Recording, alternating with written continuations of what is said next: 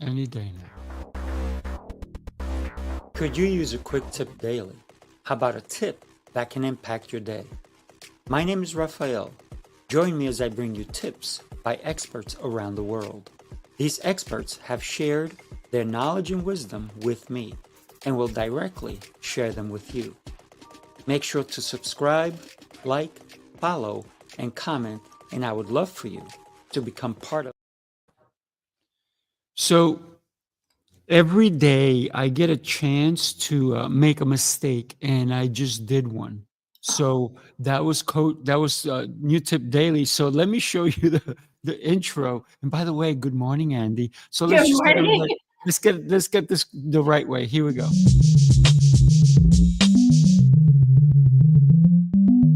Hi, everybody. Thanks for tuning in to the Coaching Call podcast. On this podcast, we'll cover various types of coaching by trainers in sports, martial arts, fitness, and business.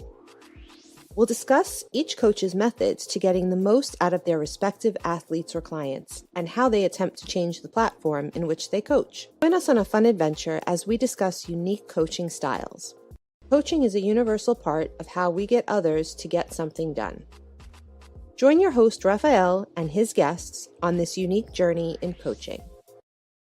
Hi, I'm Sifu Rafael, and this is the Coaching Call podcast. If you enjoy this episode, please subscribe and leave a review. This episode was made possible by listeners like you. Sometimes I get it right the second time, Andy. Good morning. How are you? Good morning, Sifu. I'm doing great. How about you? Well, better now that we're speaking. Andy, I got to tell you, I am just so thrilled to be able to call you my friend. Ditto. And you know, one of the things is that when I met you, it was just I knew right away that you had to be in my life, and hopefully I can be in yours as well. So I think you are. Well, here we are. here we are. Here we are. So Andy, you know, I went to an event that you were doing, and it was Voices Against Trafficking, and this is your actual book, right? I want to share this with everybody, right?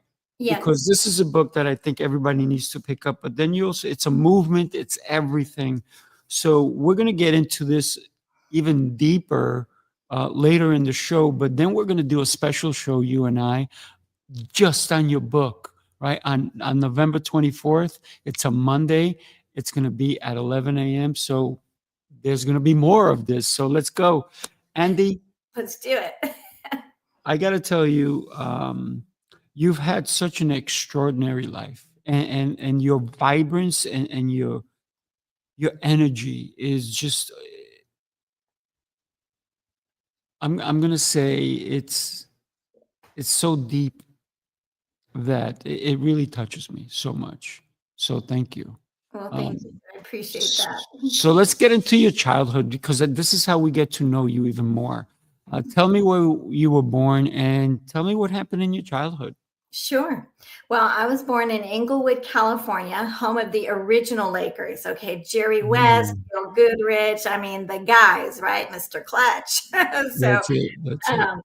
And then it pretty much stayed around LA for quite a while before the family moved on. But during that time, Sifu, you know, in the early 60s, they didn't have terms for a lot of things like human trafficking, and nobody really talked about child abuse at all. You either, if you knew about it, you didn't say anything. You didn't want to get anybody in trouble. And if it was in your own family, you just didn't go to that crazy uncle's house or grandpa or whoever.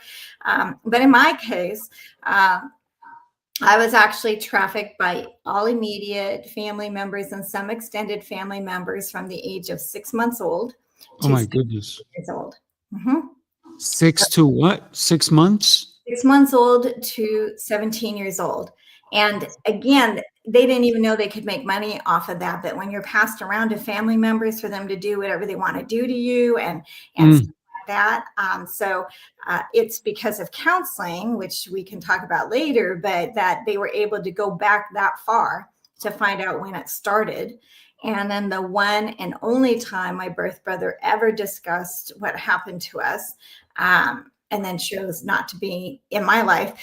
He admitted that he didn't even see me the first year that I was born because I was locked away in a room where things happened to me. Oh my goodness.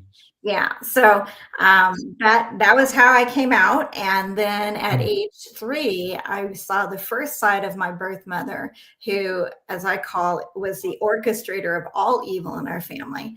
Even though men and women, or male and females, both violated, abused, tortured, all that. But at age 3, I remember that my little hand was on the wallpaper, peering into the kitchen to see what was for dinner, and Mm. little 3-year-old kid. I didn't know Right.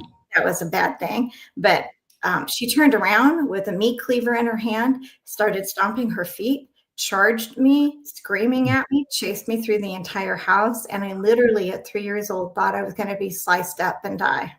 Oh my gosh, that's so traumatic. And just to see you here so vibrant and so alive and so willing to help others, it is really a miracle that you're here with us. It is a miracle, because at 5, things were so bad. I just wanted to be dead. And a lot of kids Mm. feel that way. They may not be able to communicate it, but the pain is so great, so deep. They think they are so trapped because nobody heard my screams. I cried out to God. I screamed, please let them kill me tonight. Let this be the day I die, and, let me die. And thankfully he had a different plan. But before we got to that plan, I went out to the curb of my house one day, and I'm sure I was depressed, but I looked into the huge sky, and blue Sifu, big California sky, and I wonder how big that is. How far does it go? Who made it? Right? Are they bigger than the people hurting me? And so, as I was looking up, I heard this voice in my heart that said, this is not the plan I have for you. Suicide is not the answer. And I just felt that voice so strongly and so calmly in my heart. And Mm. I was, first of all, surprised anyone knew who I was and why I was on that curb. But I went up to the garage and I just leaned against the door and I just said, if you keep me alive, I'll do whatever you call me to do. It Mm. was I want you to do. It was, I'll do whatever you call me to do. So a little 5-year-old doesn't really know the importance of that distinction. Right. It set me up for the rest of my life. Now, was it easy? No. I tried to cut my teeth at 8. I tried to jump out of a 2-story window at 9 because I had been locked up for 3 months and didn't know how to get out. I was called a lot of names I won't repeat. I was told I was stupid because I had a huge speech impediment, and other things that weren't identified until much later in my life. So my brother tried to smother me to death. So it was not a safe household. It was not any household, really. And at 17, that was the last time my birth mother tried to take my life. I remember that night very well, thinking, this is it. I'm really going to die this time. She's tried a number of times, but this is it.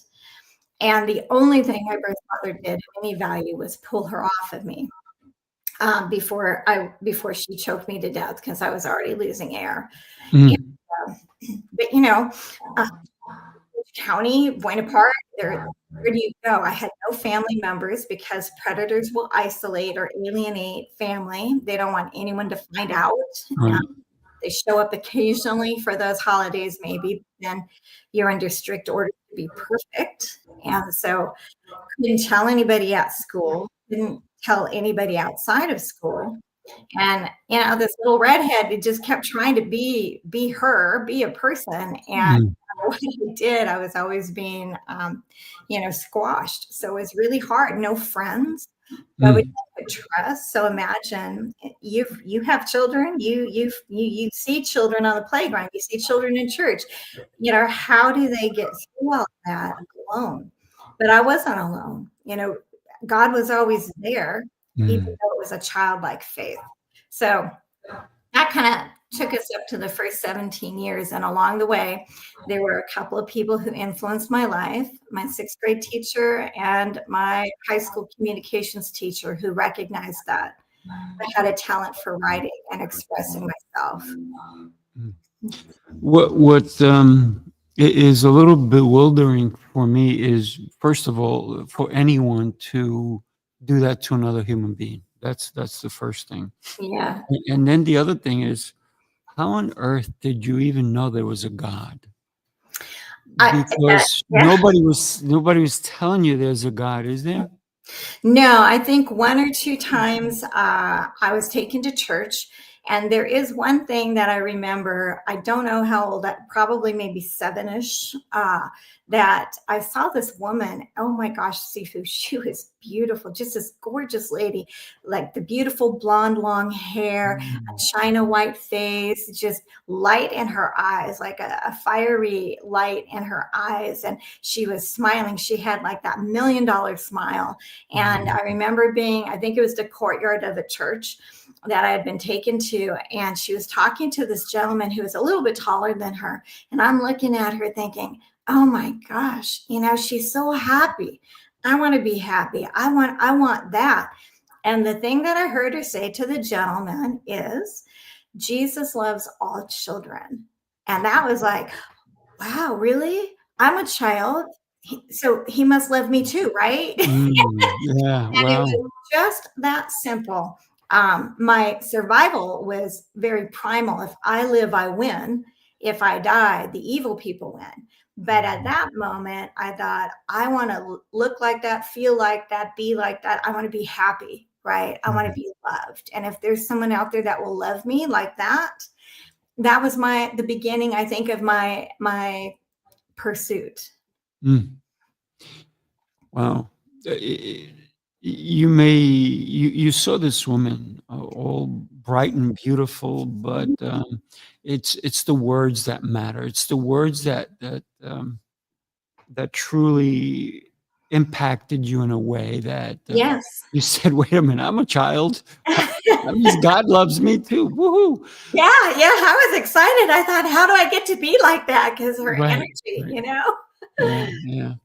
So, Andy, you talked about school. You talked about they took you to church, and so many times I look at people because I go to church all the time, and Mhm, I look at people and I say, "How pure are you in your heart?" mhm. I'm not there to judge people, right? Because nobody can judge you. Nobody can judge me. Only God can Right, judge us, right. right? So you hear of people doing all these horrible things, yet they stand behind a Bible or a church, Oh, or they yeah. make the sign of the cross or whatever it is, and then they pray. And I'm like, wait a minute, you're such a hypocrite. How is it that you can mistreat a human being, Mhm. especially a child, and then call yourself religious? Absolutely. And Yeah. she had a big black Bible, and she would say that God said it was okay for her to do these things. Oh She my was a God. ritualistic abuser. And Wow. which is why I've never, ever had a black Bible in my possession ever. Mm. And my birth brother got the terrifying version of who God is because of that.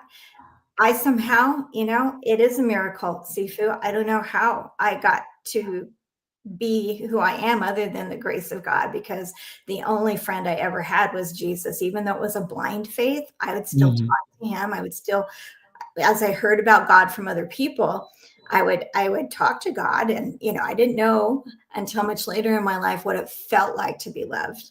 Mm. How was school for you, Andy? I know you said you went to school, you had no friends. Did you go to kindergarten? Did you draw? I mean, did you stay in the box? Did you stay inside the box when you drew? Because you were confined at home, right? Yeah, You were tortured, you were mistreated, verbally abused, physically abused, yeah, by not one emotionally. person, but multiple of people. I can't even imagine what that's like. Yeah, we were sent to school. Definitely, my birth brother and I were sent to school, and the only private school around was Catholic school. Even though we weren't Catholic, we were, I guess you would call, evangelical or Protestant, maybe. But as you can tell, not everybody embraces the truth of that. Mm. But on those occasions that we were taken, that's where we went. And then we were sent to Catholic school, kindergarten, and in those moments at the school, I had friends, but outside, I didn't have friends. In fact, anytime I came close to having a friend, my birth mother would make sure she ruined it or embarrassed me or humiliated me in front of them so they would want nothing to do with me. It was all about control, very sick control. And I could only have experiences that were allowed. I had never even gone to a movie by myself until I was 18. Mm. So everything it was very, very difficult. It truly is amazing that I didn't either take them out or end my own life permanently, but I just believed that somebody knew I was there, that I existed, and that God, this being out there, I wanted to know him so badly. Mm. Andy, did it ever occur to you to even question if the other kids were going through what you were going through?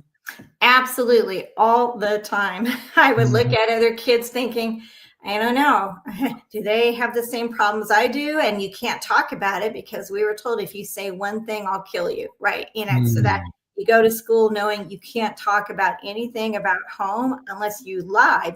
Oh yeah, everything's great, which is what I did. I learned to lie really well to protect myself from anyone finding out. But you asked about friends and stuff. Well, I call music my second salvation and education my third salvation, because at least at school, nobody was touching me, hitting me, hurting me. But I had other trials. I had other challenges. Imagine being 12 years old and there's a class project and the teacher says, okay, everyone, it's like 30 of us in the classroom. I want you to write something nice about the person behind you. We're going to go all around the room. And at the end, you're going to have like 30 really nice things supposedly said about you. Right. Well, I got my paper and every single thing on that paper said, you should die. You should kill yourself. You're ugly. You're stupid.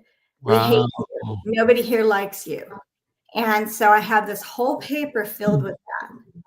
And I happened to be in the front seat, first time ever, and I was so excited. So I was the first one the teacher called upon. And I tried to pass it off to the one behind me. So, oh, it's okay. Ask. And no, I'm asking you. So I gave her the paper and I'm pretending not to care about what I read, because somehow God gave me the wisdom. If they see you hurt, more, right? Right. So I just smiled like, oh, wow, isn't this great what I'm reading? When she read it, tears came to her eyes and she was really angry. And she scolded the class, but the damage had already been done. So now I wasn't safe at home and I wasn't safe in school. Right. Wow. I was spat at, bullied by kids. So I had nowhere to go with that. That's not everybody could have gone through what you went through.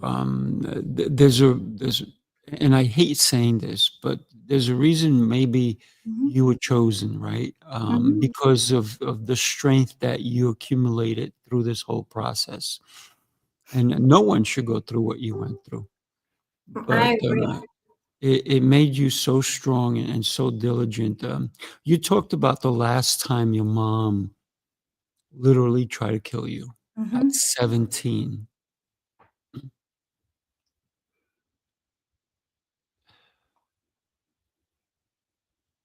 I have no words, to be honest with you. Because as a parent myself, you have your children so that you can protect them, that you give so much up for them. And for somebody to want to hurt their own child, it makes no sense, right? So that was the last time. Why was it the last time? What did you finally do? Well, I was finally able to get to college. I wanted to go really far away, but I didn't know that I could survive. I actually wanted to go to Columbia University in New York, and I lived in California, but I wanted to be a journalist and I wanted to write and express and help people, communicate. But I ended up going to a private university in California, Southern California. And that was where I finally saw, oh my gosh, all these people, different lifestyles, different, backgrounds. I'm thinking, wow, I don't even know what to do with all of that. And then, you have the crazy kids that were very protected, and they're getting drunk and, doing all these, things. And it terrified me. It really did. I was like, oh my gosh, I don't even understand that kind of life. And so I had to learn a lot very quickly, and especially about relationships and dating, because where would I have had that model, right? How to identify danger with somebody that says, hey, I really love your writing, I read your article in the university paper, let's have a steak and talk, and I'll come up to your room. And it's like, oh, hey, that sounds great, right? And, let me tell you one word: Jesus saved me from date rape twice, because I didn't have the emotional intelligence. I was highly intelligent, but not emotionally.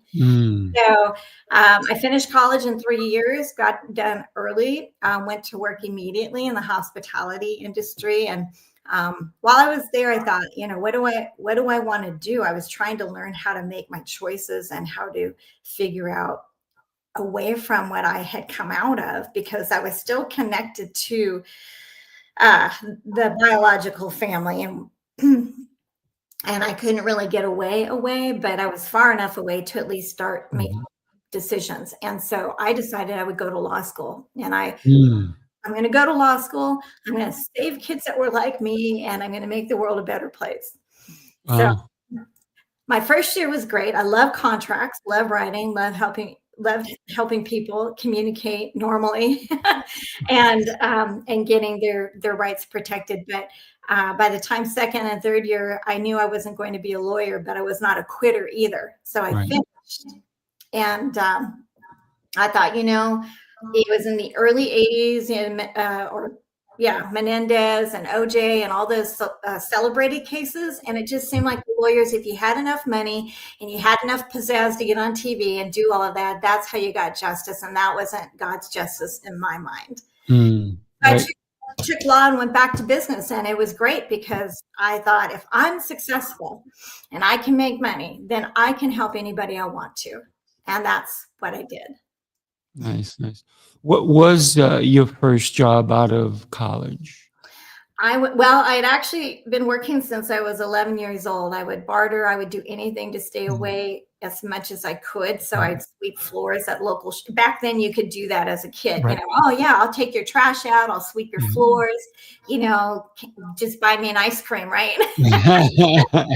or a Coke or something I couldn't get normally. But my first official job out of college was working for the Hyatt Hotel Corporation. I was 18, and so it was great. I thought, oh, hotels, this is awesome. I could travel. I could do this.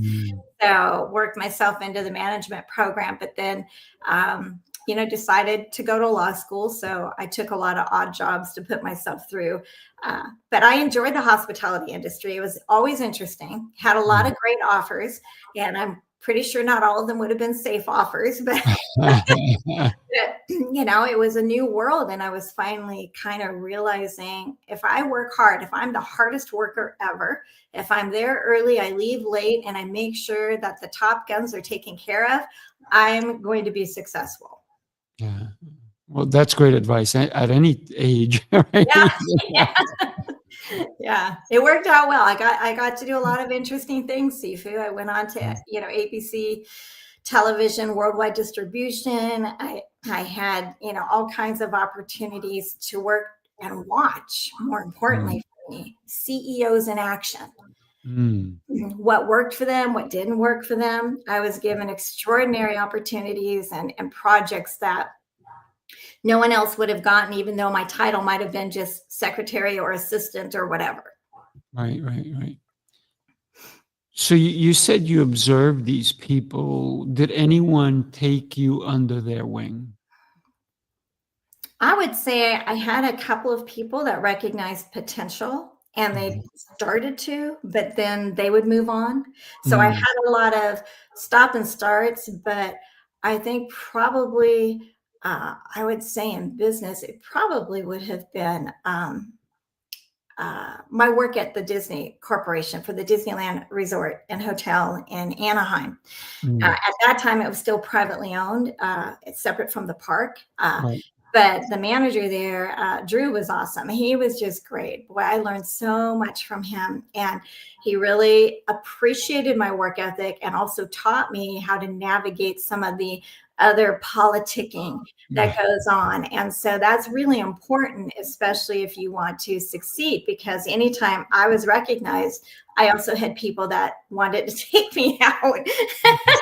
Or if I got to sit with the CEO or the general manager, or I devised a de-escalation plan for customer servicing, so I got noticed. I was creative and I was happy. Yeah. Creative, somebody who came from such darkness. Where do you contribute that or give accolades to your creativity? Well, I learned not so long ago, actually, that one, I'm naturally divergent, not ADD or ADHD, but there are streams that come. I'm naturally divergent in a lot of ways. So I did not get to express my creative self other than maybe writing children's poems and plays and little songs and stuff during my school years that I kept hidden. But I just really embraced it the last few years because I realized the circumstances from birth basically made me become somebody I had to be, controlled, as perfect as possible. Always stay 10 steps ahead of people so they don't get too close to you, or find out the people that were supposed to love and protect you didn't. It's truly hard to be hated, especially as a child, when all that child wants to do is please the parent and be a kid and roll around in the mud or whatever. But yeah, so I realized that in counseling a long time ago that I was so embedded in that. But then my maintenance counseling, as I call it, it's really conversations every so often. I am embracing my true spirit, which is creative: painting, dancing, writing, singing, all of those things. My brain works at a pace where I can have 1,000 ideas in the morning. Maybe 2 of them are good, but I have a lot of ideas. Right. But when they're good, they're really good. Right. So that's how that creative self, and it makes me happy, Sifu. I didn't want to be the one that always had to have everything, line it up. It has to be in order. You can't be wrong. You have to always be on guard. And that's very hard on the body, on the mind, on the soul, because disappointment's going to happen, and not everyone's going to like you. I mean, if you look on your birth certificate, I'm pretty sure, I'm just going to go long here, that it doesn't say life will always be fair and people will love you every day. No. So you just talked about love. When was the last time or the first time that you actually felt love? That's a really great question. There were times I thought I was loved by someone or somebody. I did create some friendships, but not the kind most people have, like high school or college or those things. The first time I truly felt that unconditional love was in a chapel service. A friend had invited me there, and I went. I was still married to my ex-husband at the time, and we went. We were a little bit late, so the only seats available were right in front. So 2 seats open right in the first pew, and it was a very small chapel in Encino, California, where a lot of old Hollywood and other people went. And that, from the minute the speaker started speaking, boy, I tell you, it was like a rainforest. I wept the entire 2 hours because everything she said was, oh my gosh, she knows, somebody knows. And then I'm terrified because there's no place to run, no place to hide. And you're in the front. I am in the front, and I'm like, oh my gosh, but God was using her for 2 things. One, when she prayed for people, and she was very intuitive, and she said, there's someone here who's been crying out to God for a lot of years, since childhood. There's somebody here, da, da, da, da, da. And so she went on, and she was saying that God wants you to know that he's heard you and that he's healing you, but it's literally, this is what it's complicated, and he's going to heal you in layers. And I'm like, okay. And I'm still weeping because I have a horrible abusive marriage. I had a horrible life. And when it was all said and done, Sarah came down, the speaker, and she sat next to me as everyone was exiting, and still gets me emotional. And she didn't say a word. She put her arms around me, Sifu, and she just started rocking me side to side. Oh my gosh. And in that moment, my first thought was, why is she doing this? But then the second thought was, I wonder if this is what it feels like when a real mother, a safe mother, loves her child. Wow. And comforts her. In that moment, Jesus just showed himself, right? I mean, she didn't even know what was going on. But after that, I had this light, like this awareness, this energy, this warmth. I felt like literally Jesus was sitting on the console of the car because I felt it. I felt experientially, not just intellectually. And a friend of mine said, Andi, Michael and I have been praying for you for so long, and we did not know how to give you that. You know, we just hurt so badly because we wanted you to experience God's love, right? Right. And it finally happened. And then just the quick after of that, two other invitations to two different churches, and the speaker brought up almost verbatim at least two or three of the points that Sarah had said. So there was confirmation in three different churches that God was going to heal me. That's beautiful. Wow. That's the great thing about faith. I mean, it's just everything's unlimited. The possibilities are infinite. Absolutely. So you said you were there with your husband, your first husband, and you didn't necessarily have a good marriage. No. Let me ask you, was it because you didn't know how to choose the right person for you? Well, sometimes you ask for something you don't understand, and you get it because God is a daddy, and he's like, okay, well, here you go. I asked for someone to love me and for me to love back. That's all I wanted, was to love and be loved. But the thing I asked for was I wanted to see the world, like travel, all the innocent things, travel, see things that I'd never seen before with a partner. So I asked for someone who would show me the world. Now, being naive and innocent, when I asked that, I didn't realize there was a dark side to that question. So, and he was a leader in the church. We dated for 2 years. We did all the proper things, right? But I think I kind of knew something was a little off, but I didn't have a model, to gauge, is this normal, not normal? And then I found out within days after the wedding, it was very not normal. And so it took 8.5 years to legally for him to divorce me, which I was very glad for. And I know a lot of people would say, oh, divorce is bad. And you're right, it is bad. But you know what? I considered that deliverance. I was willing to stay until the end of my life if I had to, because I made a promise to God. But God is also so gracious to let us know, I understand things happen, right? Absolutely. And so there's forgiveness, there's all that stuff you work through, but it was very traumatizing, not just because I had lost myself again to a narcissistic, abusive man who basically by today's standards would be considered a sexual deviant. But after that was final, and God just really showed me who he was, a little book of devotions that somebody had given me. And every day I would read, and it was like a little piece of food, every day. Nourishment. Yeah, absolutely. And don't you know, within a couple of years, when I told the Lord I would never take second best again, I would never take anything that didn't come from his table, he provided the most amazing human I've ever met in my life, my husband, Ed, and we've been married 25 years. Wow, congratulations. And I met Ed. What a great guy. Yeah, he's awesome. So, nobody is perfect. I'm not perfect. I'm not a saint. I'm not anything. But, you work at it because love is a rhythm. It's it's a dance. Sometimes you dance well, sometimes you don't. Yes. Stay in the game. Yeah.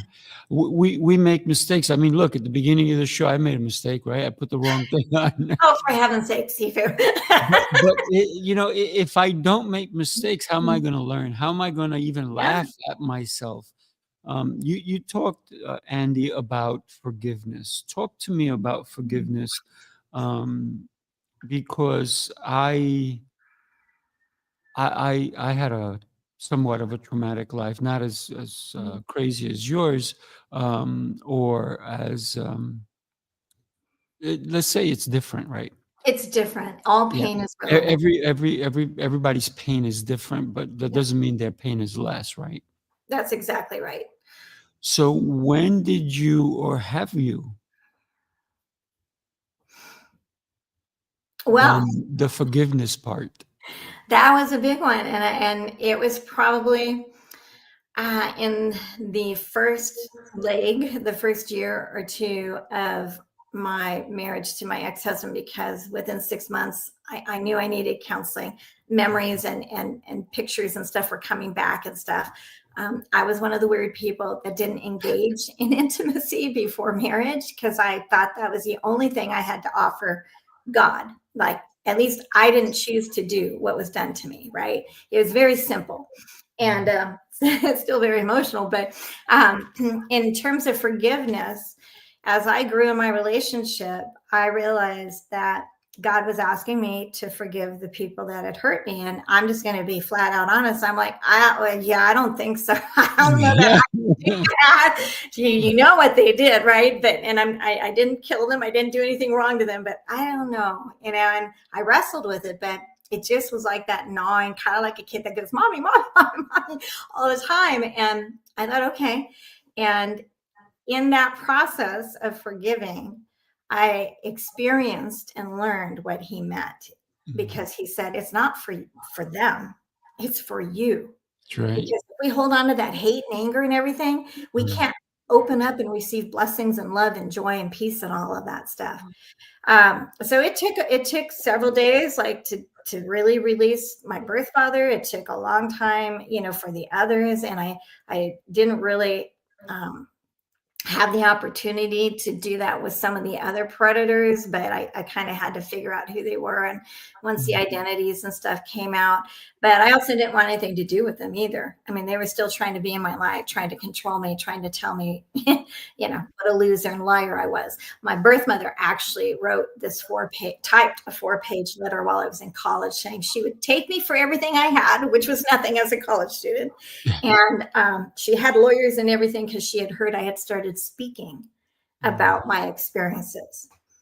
And so, and she basically threatened to kill me again. And so I actually, imagine this, I don't know how old your kids are. Imagine you have a child who's 19 years old, and that child calls the only safe relative she had met, an aunt who had been good to her, from a payphone on a street in LA that says, I know this is going to be a lot for you to understand, but here's the bottom line. And I just got this letter, so I want you to know, because you've been good to me the few times I've been able to be with you, that if I die prematurely, the police know to go after your sister, basically. Can you imagine your child having that conversation? Yeah. So, all of that goes with the package is just so much. And it's a lifetime battle, a lifetime sentence for any victim of any abuse, even one sexual assault or one trauma. But again, God was good. He just really worked with me, and he always gave me enough to get through and to get by. He brought strangers into my life for a short season who affirmed my value and my worth. And so I started learning that I did have skills and I did have things to offer, but I also knew I would never have children. I thought that was the only way to end the evil in all generations. I think you would have been a great mom. Come on. Well, now I would. And actually, Ed and I became parents officially in my 60s. He's a little bit older, but we have a daughter that we rescued off the street when we had a shelter. And so she was finally ready to be adopted. It's 5 years ago now. So, and she's got her, Congrats. yeah, thanks. It's been great. But we were really her parents since she was 18, you know. Um, Yeah. so I did get to be a mom that way. That's beautiful. When you know, and here's the thing, right? Um, my sister became a mom to me at Oh, 10 when I was 10. nice. So at 18 is when I forgave everyone. Hmm. And when I told my sister I didn't want to do anything with the rest of my family, she actually didn't understand and she cried. 'Cause she Oh, didn't know everything I went through, right? And she cried and she said, "You can't do that. You can't do that." I said, "Oh, watch me." Right? So so think about it. So what she said to me, "At least take a week and think about it." mhm. And so I said, "Okay, fair enough." 'Cause Yeah. I've never seen her cry so much. And I Oh, said, "Fair enough. I will do that for you." mhm. And it was the best advice that she gave me because when I forgave my family and anybody who hurt me, because it wasn't just my family, it was other people. Sure. I turned around and I said, "They don't need to know I forgive them. That's right. I don't. I forgave them for me," right? So, it wasn't me going back and saying anything. I didn't say a word to anyone, never Yeah, have. neither did And I. if they hear my episodes now, that maybe they'll know, but it wasn't about them, right? And I think real forgiveness is about you letting go of that pain, of that hurt that That's they right. put on you, right? Because you wouldn't be you, and I would miss that so much. So would everybody else who knows you. And here's the thing: if we allow the people that did all that damage Mm, to to take the rest of you, then they've killed you anyways, right. right? I mean, you're ineffective. You're not enjoying all that God has for you, and that is such a huge loss. But I understand that it does take some gumption, and people used to, well, how did you do it? And other people, I don't know. All I know is that Mm, God clearly had a path for me, and I can't change it. I can't change what happened, but I can change today. I can take mm, today and do the best I can. And as imperfect as all humans are, that's all any of us can do, because we don't know about tomorrow. mm. Nobody said you're going to get tomorrow, right? That's right. And so you have to do the best you can. If you don't like what happened today and you happen to wake up tomorrow and you get another chance, then you have a chance to maybe do something a little bit better. But you're right. Forgiveness is like the lottery of your soul, because Mm, you have to let it go, or your children and grandchildren will learn hatred and hardship and bitterness. Those are not the things I would want to leave as a legacy. no. It's very interesting. My sister calls herself my mother's sister. I So love that. God it's bless her. it's kind of funny. So even on Mother's Day, I call her, you know, and my brother-in-law is it became almost like my father, and they've been together forever. I think they've had the 53rd year anniversary. So Wow, good for them. the I gotta tell you, they have such deep love for one another that sometimes I'm like, "Go get a room or something," because it's too much. It's so cute. They Yeah. always they sit down, they're holding hands on the couch. Mhm. If they go to somebody's house, they're just sitting there holding hands That's and so they're like, "Oh my," and they're like, I'm like, "Oh, stop it. Go get a room." But their love is so pure and so incredible that they have actually adopted other people along the way. There was a young girl who had trouble with her parents. I think when I was still in their house, they Mhm. adopted this girl, and she lived with them like 9 years. Wow, And good they, for them. yeah. So I mean, they're such angels, right? Just Yeah. sometimes we don't know, right? We don't know, and just like you were an angel to that young lady, Mm. 5 years ago. Yeah, we just don't realize angels unawares, right, Sifu? So your Mhm. sister, there are a lot of good people out there, a lot of people with huge love, but a lot of people think they're limited. Well, I can't be a parent in my 60s or whatever. I've already No. raised her. But here's the thing about adoption. First of all, I believe we are all adopted into God's family. Okay. Now, after that, you have either biological, which is why I separate when I talk about my biological family or biological people versus my real parents. My real parents were adoptive parents. They adopted me as an adult. Just about 9.5 months. Oh, no. I'm sorry. They adopted me so that I would have a home to bring my husband to, because their daughter, or my mother's daughter, and I look like sisters. So people thought we were related anyway. And we were joking about, oh, it'd be great if your mom adopted me or whatever. And then we could be real sisters. And they did. They are from Texas. And so my mom married a gentleman. They were both widowed. And so Paul and Betty Jo were married. And 9.5 months later, I was legally adopted by them. And been engaged, just gotten engaged. So I was actually Paul's only child, only daughter.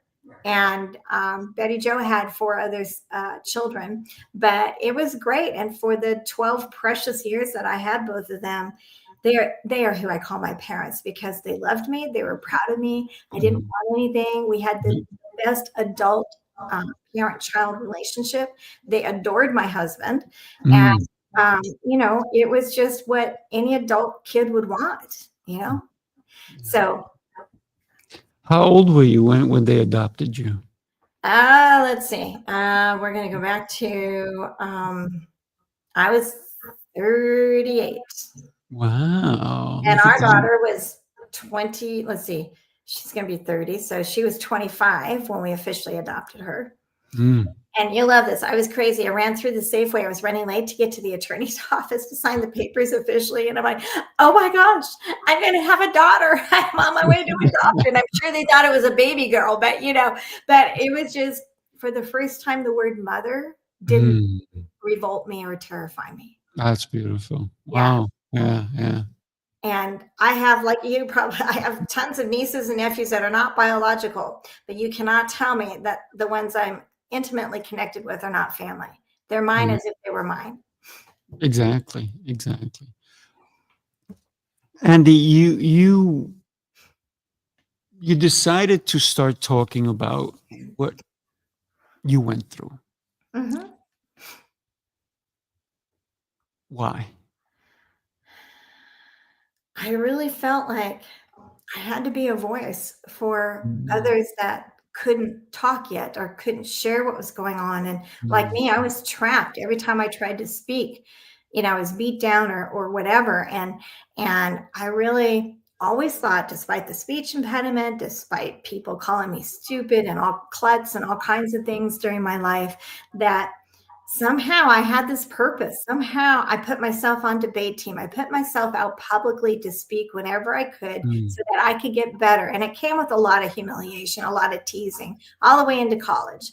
But, somehow God worked it out. And then I thought, if I can write or speak, I can reach people's hearts. And if I can reach their hearts, then I could reach their minds. One and only thing I remember from philosophy class is a quote by Blaise Pascal. And I love it. It says, the heart knows reason, which reason itself cannot fathom or cannot know, depending on which version you read of it. And that's true. Yeah. Our brain will lie to us. Our brain will take whatever the world tells us. But our heart, if it's really, really earnest and honest, it will find the path. And so I think that's what it was. I didn't do it to get any accolades or glory. I really thought I could help save somebody if I spoke. And after all these years, and probably, I don't know, thousands and thousands, tens of thousands of people over the last 20, 30 years, I've had people come up and say, I was going to take my life tonight, but I heard your story, or something, or this happened to me. And I had a lady who was 75, Sifu. She heard me speak and she came up to me. She says, I don't know what to do. I said, well, tell me what's going on. She said, well, I was assaulted in the back of a church at age 5, and I've never told anybody, but somehow I feel enough to tell you. And I'm like, oh my gosh, she has kids. She has grandkids. She has great grandkids. This woman lived with this her whole life. And finally, and so then we talked about what she could do next, and I couldn't have gotten as far without counseling. And a lot of people have mixed opinions about it, but if there's somebody out there willing to help you and is qualified and is safe, take it. My therapist told me, she said flat out, she said, Andi, I'm going to tell you straight up. If we don't have all this figured out and worked out in 3 years, because it was very complicated, lots of people and lots of things involved. She said, either I'm not doing my job or you're not doing the work. And man, I knew how to work. Right. That's one thing I always knew how to do, was to work hard. But it was like going through a second round of Hades, but at the end of the tunnel, it was 3 years to the day. And I learned I never would have married my ex-husband had I been who I was after I got through. But all things lead to good things, right? There's always another door. And that's what God gave me. And he gave me Ed, who on the second date practiced his proposal. And then 9 months later, we were married. Wow, look at that. You go, Ed. Sometimes we have to go through certain things to get to the brighter side of things, right? I agree. Yeah, nobody chooses it, but you have to take the good with the bad. You can't just have Candyland all the time. No. Even though that's what we like, it doesn't always happen that way, right? Yeah. So when did this incredible book come out? Well, that is actually my third literary child. So that came out September 2nd and of this year, 2025. And we were so blessed, Sifu. I don't know. I still don't even know how it happened, but God blessed it and made it an international best-selling title in 2 days. Oh, so my goodness. I figure he wants the word out and people maybe are more receptive to it. And so we're really excited for that. My first book was a little bit more about my journey and also 4 stories of the teens that we had rescued through our shelter program before Voices Against Trafficking, because we wanted people to know not every teenager or not every young adult on the street is a criminal or a rebellious person. A lot of them are running from things you and I would have liked to have run from, I'm sure, if we could have, or things that other people come out of that are just horrible. And these young people think the streets will be safer. But like us, they choose to survive. They choose to move forward. And we proved with intercession that they could go and reintegrate into community successfully and pursue a new normal. So yes. So the book came out. This one I'm really especially thrilled with because the contributing authors all have something. There's a few aha moments. There is a chapter about PTSD. There's all kinds of things in there that if somebody just wants to read one chapter at a time, they can. It's not a novel. But they have experts. They have people that we have one of our members who experienced a potential trafficking situation while she was in the airport and what she did in order to have that man and that baby tracked and it went through Homeland Security. Within 4 hours, we were on it. So, and she's, across the country from me, but we work together, all our voices together so that we can educate, inspire people to be voices of courage in the restaurants, in the public bathrooms, in the airports, in your neighborhood, where everything looks safe, but I can guarantee you it is not. It's such a well-designed cover, right? Because it really, you can see it from far. But what I really like is the plant coming out, because think about it. It's asphalt. It's a little crack. It's there's that little light that came in. It's that nourishment that maybe some water seeped in to make that grow. And no matter how hard it was being kept down, it still found a way. Just like you found a way, right? Well, I have to give huge props because Morgan James Publishing, they listened to me a lot about what I felt, what I envisioned, and everything I do, whether it's books, magazines, CDs, whatever I do, is about truth, the truth of the issue, but also the hope. If look at me, and if God can do this, he can, certainly do, for all of us, but also against this huge tide of human trafficking. But that book Our first book had a similar design from a friend of mine. When I worked at Multnomah Publisher, I met him, and many years later, he said, "Andi, what do you want?" I said, "I want there to be this evolution from darkness to light, Mm. into life. Even if someone has a drop of water, like you just said, or they have these deep crevices in their life, the love of God, the love of Jesus can seep in there and turn you into the most phenomenally beautiful and fruitful human being." Mm. So thank you for that. When I saw that cover, I knew instantly that's it. That's what I want. That absolutely captures my heart, and it Right. captures the message. Yeah. Because you can't be kept down. No, I don't think so. No, especially you. Especially you, Andy. God contends for us, and you know what? The angel armies out there, we just have to have faith, and Mhm. people have a hard time with that, and I do understand that. I do. Mm. I Yeah. just know for me, after all these decades, that I've never been failed. I've never been left alone. I've been lonely, Mm. but I've never been alone. And around that 3-year-old period of time, somewhere in there, somehow, some way, God showed me an example that um, he did not do those things to me. A lot of people blame God for a lot of stuff, Of but course. that every human being has free will. And we have 3 choices: do something, do nothing, or sit on the fence. Right. 2 of those are counterproductive. Mm. So I knew that there was a gift of free will. And again, how would I know that at 3 or 5? But again, I had that understanding that those people who hurt me chose to do that. That was their choice, not God's.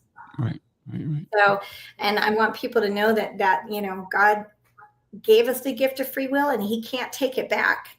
Mhm. You don't take that gift away and say you're God. Yeah. And you talked earlier about the gift of waking up every morning, the gift of even helping someone or even fixing the mistakes that you went through, because we are human, right? So I love the fact that not only did you write the book, but you have a movement, Voices Against Trafficking. Tell us about that. Absolutely. So when our shelter, Beulah's Place, was shut down because of COVID here in Oregon, we had to, we used safe houses, but we finally got a building. And anyway, we had to sell the building, which was crushing to me. I thought, Lord, what's going on? I thought this is what, we were supposed to do here. And so over a period of time, as we were dissolving everything, I heard in the middle of the night, this God nudge, voices. I said, yeah, what about voices? More voices. Andi, your voice is good, but I want you to get more voices. And I'm like, okay, well, how are we going to do that? And I have autoimmune issues, so my organs were failing at that time. And I thought, I don't know if I could start something again, but okay, let's do it. So I called a friend of mine, and you met her, BQ, and she's my co-founder and president of Voices. I said, BQ, I said, sis, hey, I just got this. God just gave me this amazing thought. And she said, yeah, let's do it. Let's go get more voices. And not only that, but he gave me Voices Against Trafficking. That's what we're supposed to call it. And so we, that day, like literally started the trademark process, got all the, domain names and all of that. And then I thought, okay, so now what? So I started calling everybody I knew saying, look, we had to close the shelter, but we're going to be doing this. And basically this was a broader net. The tent pegs are unlimited. I had this vision where there were no tent pegs. And I thought, I can't possibly be finished in my life because I still have energy, right? Absolutely. But then kind of the processing of the revelation was like, they are so far, you can't see them. And I thought, oh my goodness, this is going to be wide. This is going to be big. So how do we do that? Well, we have to reach people. We have to reach them with books, and we have to reach them with Voices of Courage magazine. And now we have a music CD called Broken Treasures, because we're treasures in God's eyes. But a lot of us are broken or have experienced brokenness, right? Because we're human. Yeah. How many of us have felt betrayal and neglect and all those things? So, I know. That's a whole nother show, but Do you have 48 hours, right? This is a limited show. But back to Voices. So as we stepped out, we met people who said, hey, we have a billboard in Times Square. Do you want it for New Year's Eve? And put a help text number on it. And it was like, yeah, I didn't know we could do that. Well, yeah, there's some independently owned ones, and instead of 50,000, we'll only charge you, this little sum as a nonprofit because we believe in what you're doing. And so as it grew, oh my gosh, I'm so emotional about that because that was just such a like unfathomable thing at that time, right? Yeah. We were only out 2 years. So we launched in November 2019 with both sides of Congress represented, not a lot of members, but there was a big vote going on at the time. But they came and they said, we stand with you to launch this movement, kind of like a virtual March on Washington, but, we had COVID and all that going on. So anyway, that's how it started. Now we just invite everyone to join us. They can just go to our website, voicesagainsttrafficking.com, and there's a join us, and it doesn't cost anything unless they want to be like a member for life. That's cool too, but it gives us that legitimate, hey, Jane Doe actually emailed us and said, put her on the roster. Because what happens if we get 1 million names, Sifu? Wouldn't that be great? We could go to any legislator and say, ta-da, here you go. All of these people want to stop human trafficking. And we want you to lead the pack in your area. That's, what I get. I get a little excited. Yeah. It's interesting. I sit with my fiance because I always have to make time for her, right? That's a good thing. It's a great thing because I love her and she loves me, and we spend time together. So sometimes we don't watch regular TV, so we'll watch something that's downloaded or something. And we watched FBI recently, this week actually.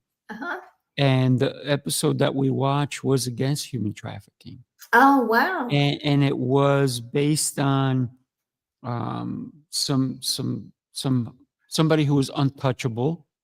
And it was a scary situation. And what they did is they got all these younger girls to come in thinking it was an audition for a thing, and they had to be on a boat, and they would take their visas or their passports in order to get on the boat, because they said, once you get on the boat, we don't want you leaving the boat until you get paid. And so it's all this nonsense. And my fiance is watching. I said, that's human trafficking. She goes, what are you talking about?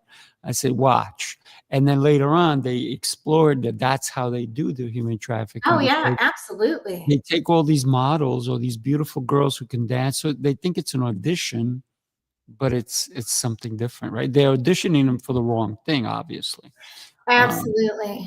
And that's so true. I'm glad that they actually played that. That's great. Showing examples. I'll give you a scarier example on a different level. Sure. Think about parents that have kids that want to get a summer job like babysitting or mowing lawns or help paint my fence, or we're going to go work this field or whatever. And the kind that are posted on telephone poles or in grocery stores. And what young kid doesn't want to make some extra money, right? Especially during summer.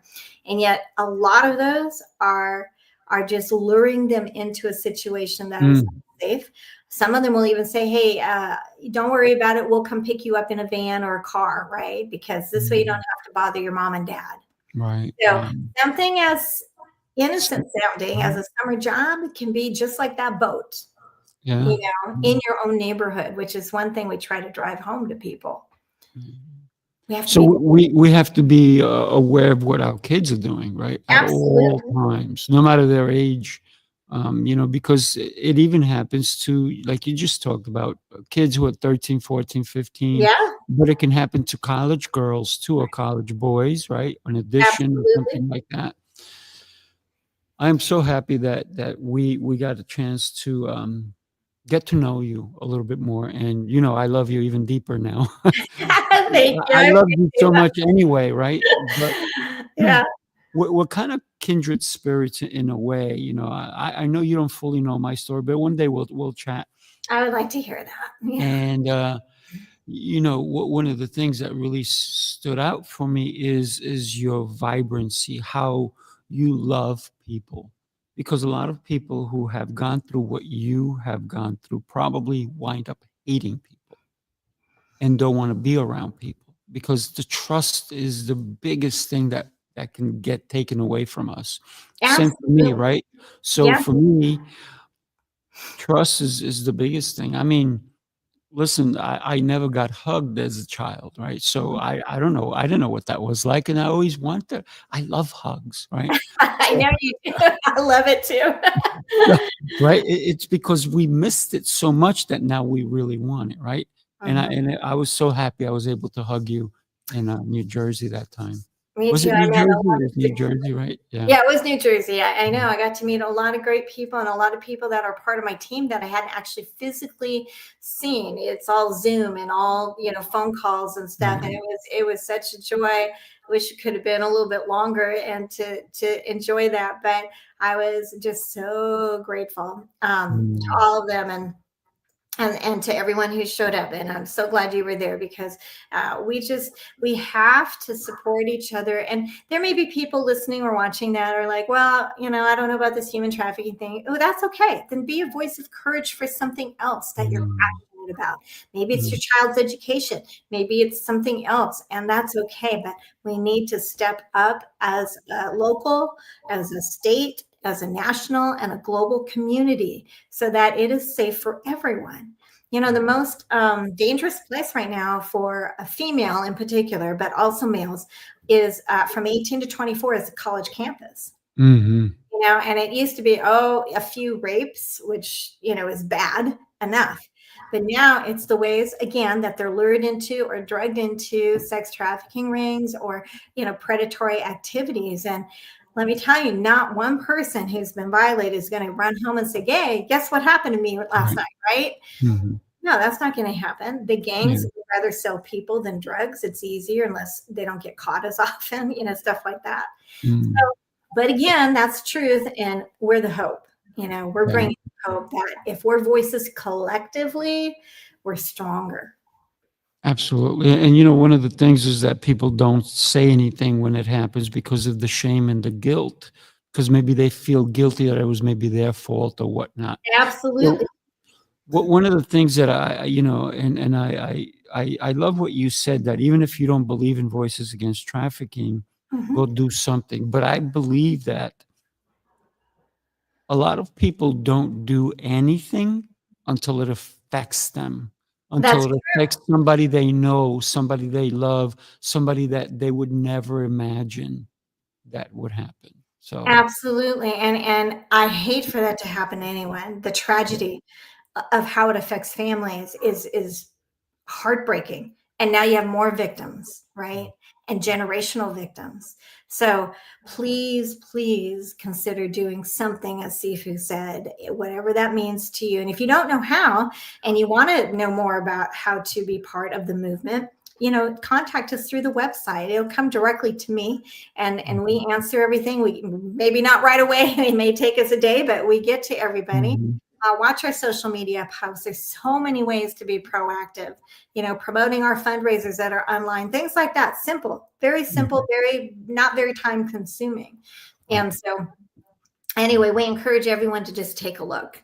Yeah, let's get that billion people signing a declaration of Yes. let's stop all this nonsense. Andy, what a pleasure you are. Everybody, do me a favor. Someone needs to hear what we spoke about today. Someone needs to get to know Andy, and maybe you don't feel being called to, but somebody that you can send this video to will be called to. And then here's the other thing: November 24th, we're going to go deep into her book, Voices Against Trafficking. So remember to join us November 24th. It's Monday at 11 a.m. Eastern Time. Andy, you are a gift. Thank you. Thank you. Right back at you, Sifu. It's been a Uh, pleasure and an honor. Thank you for putting this out there to everyone who's watching and listening, because that's how we get things done. that's right. That's right. All right, everybody. God bless. Andy, God bless. Hang on for a sec. Everybody, share this show. You need to share it. Somebody needs to hear these messages. Thank you so much, everybody. God bless and